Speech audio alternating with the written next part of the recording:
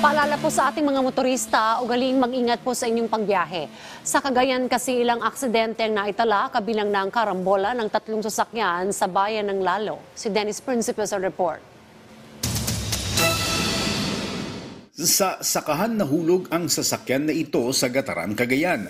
Sira ang iba't ibang bahagi nito dahil sa pagkakalaglag sa palayan. Mabilis namang rumisponde sa crime scene ang rescuers. Inaalam pa kung ilan ang sugatan at dahilan ng aksidente. Nagkanda sira-sira ang mga sasakyan na ito sa Lalio, Cagayan. Sangkot ang 3 vehicles sa karambola. Unang sinuwag ng police car ang isang kotse. Sinalpok naman ng kotse ang isang SUV.